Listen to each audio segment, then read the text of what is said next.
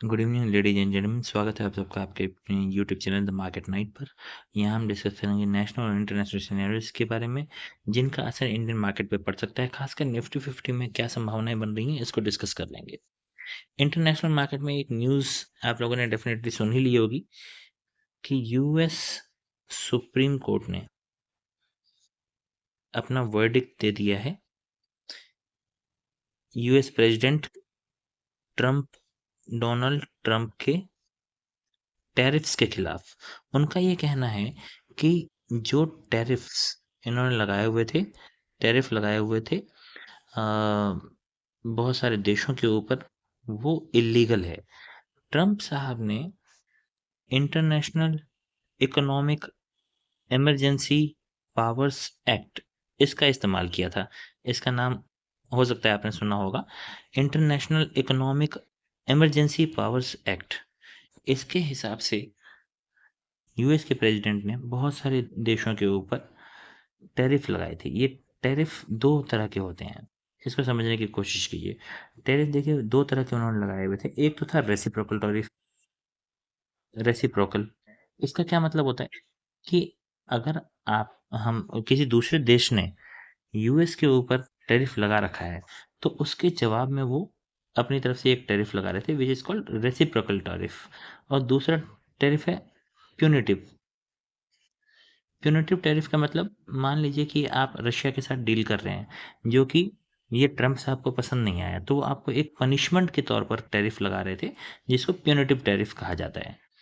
तो बहुत सारी चीज़ों के बहुत सारे मुद्दों पे इन्होंने प्यूनिटिव टैरिफ लगाए, जैसे रशिया के साथ डील करने में लगाया। फिर अगर आपने वेनेजुएला वाले मैटर में उनका साथ नहीं दिया तो उसके ऊपर प्यूनिटिव टैरिफ लगाया। फिर ग्रीनलैंड वाले मुद्दे पे भी बात उठी थी कि ग्रीनलैंड वाले मुद्दे पे जो इनका साथ नहीं देंगे उनके ऊपर भी प्यूनिटिव टैरिफ लगाया। तो इस तरह से बहुत सारी चीज़ें हैं जिनके ऊपर प्यूनिटिव टैरिफ लगाया है। एक एग्जांपल और भी यहाँ पर बनता है, ईरान ईरान वाले मुद्दे पर भी जो इनका साथ नहीं देंगे उनके ऊपर भी प्यूनिटिव टैरिफ लगाने की इन्होंने बात कही हुई है। और बहुत सारे देशों पर तो इन्होंने ऑलरेडी ये प्यूनिटिव टैरिफ लगाए हुए हैं। तो इस तरह के टैरिफ से परेशान होकर बहुत सारी कंपनीज ने यूएस के सुप्रीम कोर्ट में गुहार लगाई थी कि इस तरह के टैरिफ को रोका जाए, इलीगल घोषित किया जाए। ये फैसला काफ़ी दिनों से पेंडिंग था, इसके बारे में हमने अपने वीडियोज़ में बात की हुई थी और अब ये फैसला आ गया है उन कंपनीज के पक्ष में जो कि गुहार लगाकर बैठे हुए थे। और यूएस के प्रेसिडेंट साहब को एक बड़ा झटका मिला है, जिसमें ये कहा गया है कि इस तरह के टैरिफ्स इलीगल हैं, ये लीगल नहीं हैं। इलीगल इनको घोषित कर दिया गया है और ये भी संभावना है कि उनको शायद ये रिफंड भी इन टैरिफ्स का करना पड़ सकता है। अभी कोई श्योरिटी नहीं है इस बारे में, बट इसको इलीगल तो कह ही दिया गया है। अब यहाँ ये इलीगल घोषित होने के साथ-साथ ही आपने देखा होगा बहुत सारे देश के जो मार्केट्स हैं वो काफ़ी ग्रीन में कन्वर्ट हुए, काफ़ी तेज़ी से ऊपर की ओर आए और अपना गिफ्ट निफ्टी भी काफ़ी तेज़ी से ऊपर की ओर रिएक्शन करता हुआ नज़र आया है। उम्मीद है कि गिफ्ट निफ्टी में आई हुई ये तेज़ी अपने मार्केट में भी ओपनिंग के समय में तो डेफ़िनेटली दिखेगी। अब ये समझने की कोशिश करते हैं कि क्या इसका इतना ज़्यादा पॉज़िटिव इम्पैक्ट जो हमें इंटरनेशनल मार्केट में दिख रहा है, गिफ्ट निफ्टी में दिख रहा है, क्या इतना ही इम्पैक्ट हमें निफ्टी पे भी देखने को मिलेगा? देखिए, ओपनिंग के दौरान तो एक गैप अप होना लगभग फिक्स है। गैप अप होना लगभग फिक्स है। बट ये गैप कितना होगा और क्या ये पॉजिटिविटी कंटिन्यू रहेगी, इस बात में मुझे अभी भी संशय है। ये इस बात के लिए मैं अभी भी श्योर नहीं हूँ। उसका रीज़न क्या है कि जैसे ही यूएस सुप्रीम कोर्ट का डिसीजन आया, उसके बाद ट्रम्प साहब ने अपनी तरफ से बयान पास करने शुरू कर दिए, जिसमें उन्होंने ये तक कह दिया कि उनको यूएस सुप्रीम कोर्ट का ये डिसीजन शर्मनाक लग रहा है। शर्मनाक, है ना? शर्मनाक उन्होंने करार दिया। तो आपने देखा होगा कि मान लीजिए हमारे देश में कुछ न्यूज़ आती है, सॉरी, हमारे देश में कुछ भी न्यूज़ आती है और कोई फैसला सुप्रीम कोर्ट की तरफ से आता है, तो किस तरह से एक सम्मान के साथ हमारे नेता सुप्रीम कोर्ट के बारे में बात करते हैं, चाहे वो डिसीजन किसी भी पार्टी के पक्ष में हो, प्रेसिडेंट के पक्ष में हो, नहीं हो, प्रधानमंत्री के खिलाफ हो, नहीं हो, बट सुप्रीम कोर्ट का एकदम उनका उनके सम्मान का ख्याल रखा जाता है।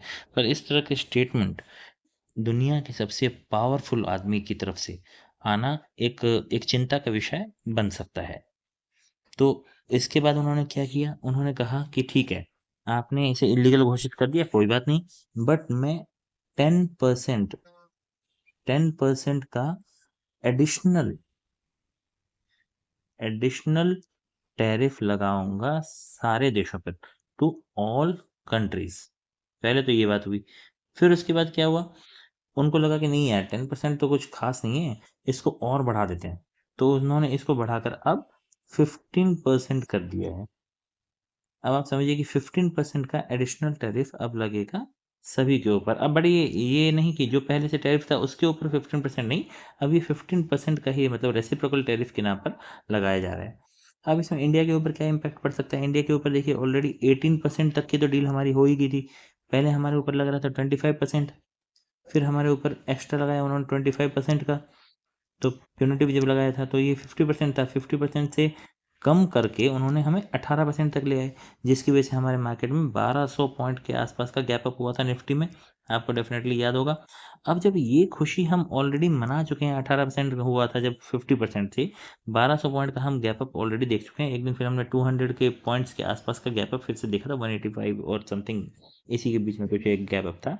इतने गैप अप हम ऑलरेडी टैरिफ के न्यूज़ पर ऑलरेडी देख चुके हैं। अब ऐसे में एक और टैरिफ से रिलेटेड अच्छी खबर क्यों ना हो, पर एक गैप अप और अभी हमें देखने को मिल रहा है।